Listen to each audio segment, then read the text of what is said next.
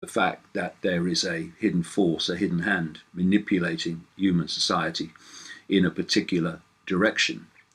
I'm going to read two pieces of text, and they were written 23 years apart. First of all, a short section from a book I wrote in 1994. And in this part of it, it's called And the Truth Shall Set You Free. I'm talking about the plan for a cashless society where there's no physical money, and the only way that you can pay for anything is electronically.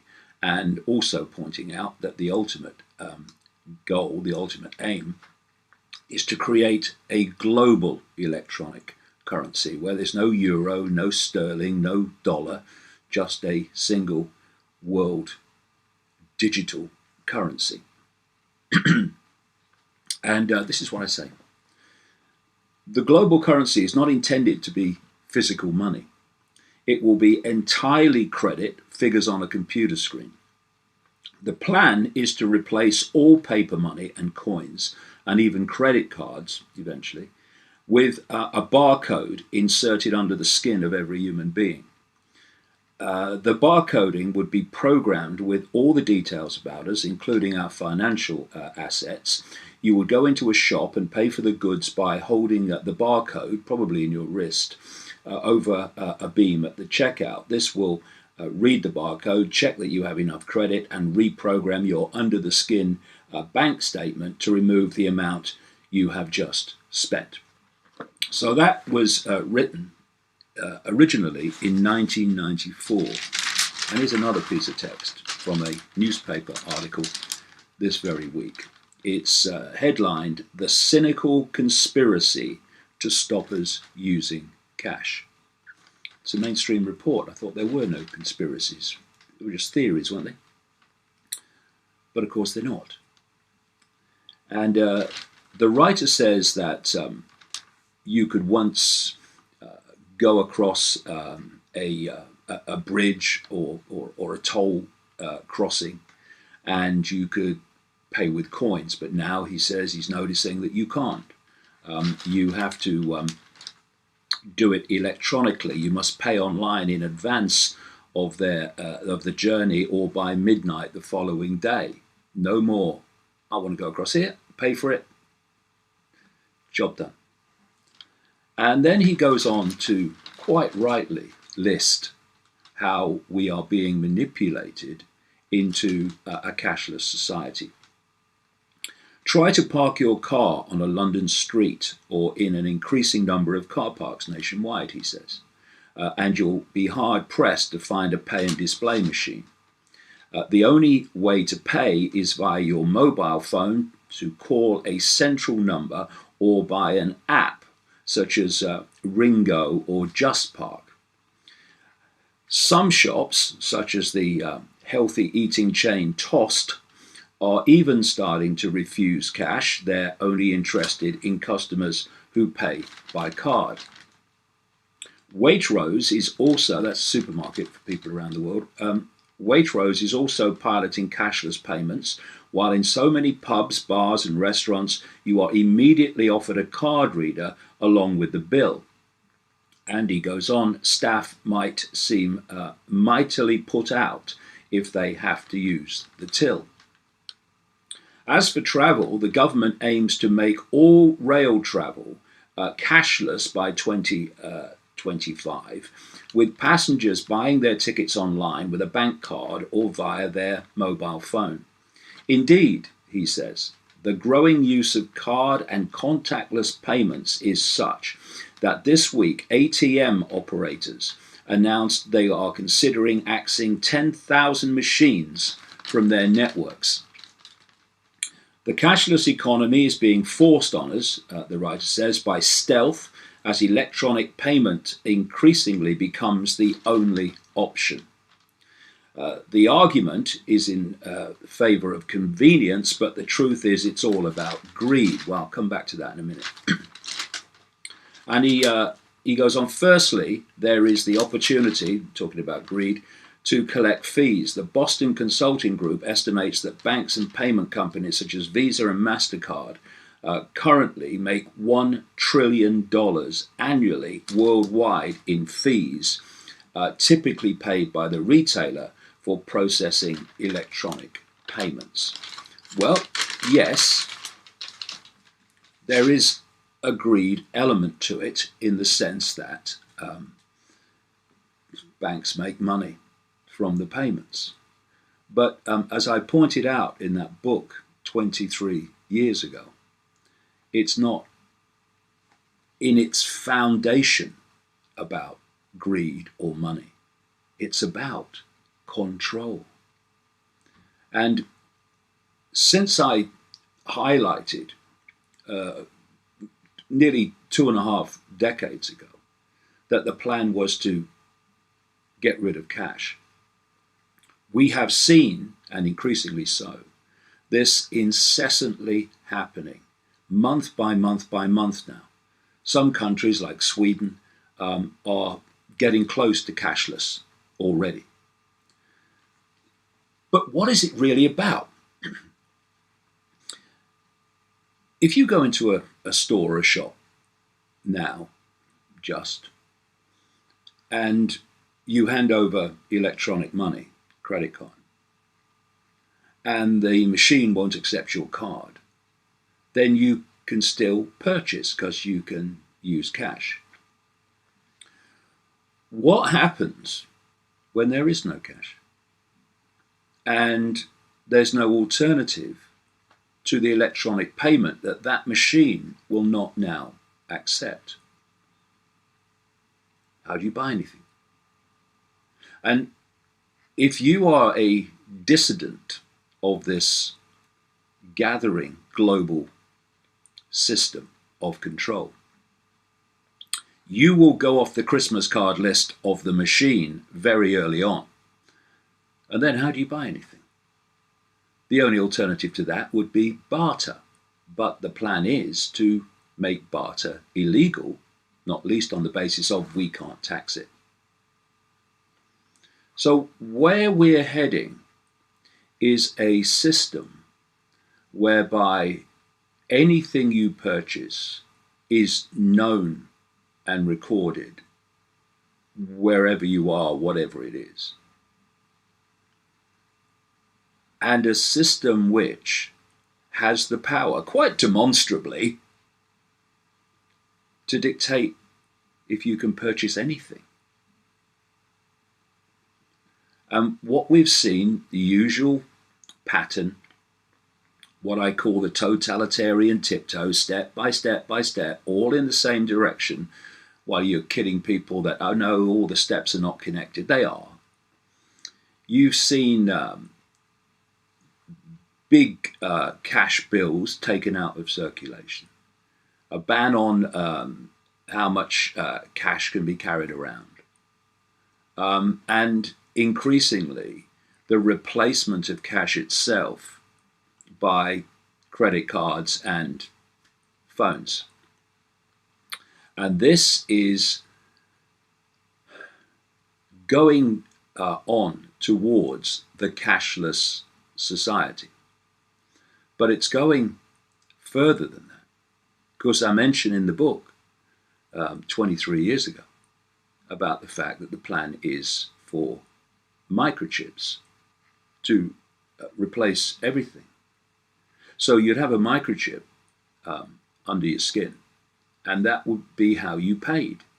So when you look at credit cards now and contactless payments taking over so fast from cash, it's not where it's meant to end. The next stage is to replace credit cards and even contactless payments with this form of contactless payment, or whatever method they choose to chip the human race. And you know, the article rightly describes how this cashless society has been brought about by stealth, and the fact that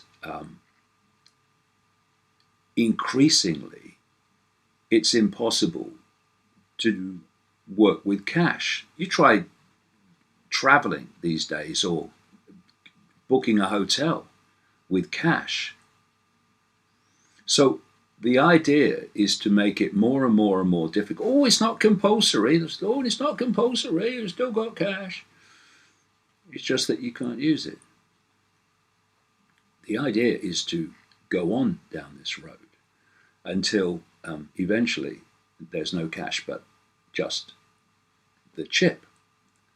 And in the same way that we've reached this point by stealth, making it much more and increasingly more difficult to use cash, so that stealth totalitarian tiptoe is being used and will go on being used to take us to the microchip, in the sense that, oh no, these microchips are not compulsory, just that you can't buy anything if you don't have one. Same predictable technique and methodology. But then I guess if it's worked before, why change it? And this cashless society is one key element in a whole transformation of human society to total control that involves almost every area of our lives. Indeed, it does. So you cannot divorce, if you want to see what's going on, you cannot divorce what I've just been talking about, the manipulation to the cashless society and the microchipped human, from the fact that our freedom of speech and our freedom of communication is being squeezed by the day. Here's a story from this week. I'll just read you the headline in the first line. New assault on press that could let criminals, corrupt business leaders, and cheating members of parliament escape being exposed. Criminals, corrupt business leaders, and cheating MPs could avoid being exposed under a fresh assault on press freedom. He goes on to describe amendments to something called the Data Protection Bill going through Parliament. And in the same way, you can't divorce the cashless society from the increasing censorship of information. You can't divorce that story from Silicon Valley and Google, YouTube, owned by Google, Facebook, Twitter, who are increasingly openly, blatantly using algorithms to filter out information that the system doesn't want people to see. And we are, whether people want to face it or not, well, that's up to them. But we are in the midst now of a plan that's been going on for so long, way, way back, beyond what people could even imagine possible, that is now breaking the surface where more and more people can see it. And yet still, you have the mainstream media, you have mainstream society that just can't see what is there, for goodness sake. We are heading towards what I've described for some time now as the Hunger Games society, a society in which the 1%, less than 1%, sit on top of this pyramid of control, and virtually everyone else is at the bottom of the pyramid in a state of ongoing slavery and control. And in between those two, in that pyramid, is planned to be a merciless, vicious police state, imposing the will of the 1% or less on the population and ensuring that that pyramidal status quo stays in place. And you know, if you want to have just a little bit of an idea of how this police state is planned to behave, then look at the way the Spanish police were extraordinarily violent against people in Catalonia just lining up, trying to vote about independence. And that's small deal, appalling as it was, to what this police, military police, it's meant to be, the military and the police are meant to fuse eventually into one global operation. And we are seeing, not least justified by terrorism, every terrorist attack means we've got to take more of your freedoms away. So it's worth asking who benefits from terrorist attacks. And there's a line which basically goes, he who benefits from a crime is the one most likely to have committed it. We are seeing this police military state unfolding daily, weekly, monthly now, imposing the will of the state upon the population. At the same time that the Googles and the Facebooks are deleting the free flow of information, that there's more and more pressure on the mainstream press even to be more and more censored. At the same time, the cash is disappearing and we're heading towards a cashless society.